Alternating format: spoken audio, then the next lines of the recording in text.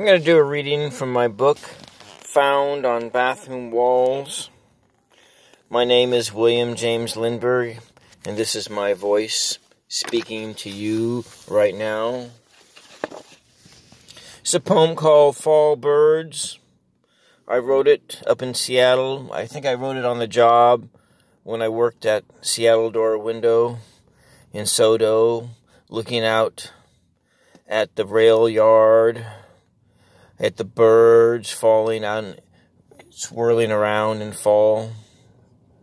Fall birds.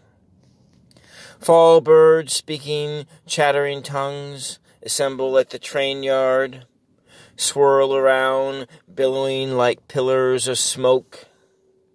After starting one formation, then changing their mind, they settle back down between rusty lines of boxcars.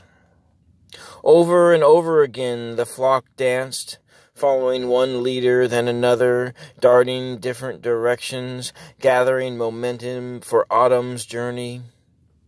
After the noon sun ascended above the fog, the yard revealed silent cars, spackled white. That's Fall Birds by me. I'm William James Lindberg, speaking to you now from my car in McMinnville, Oregon.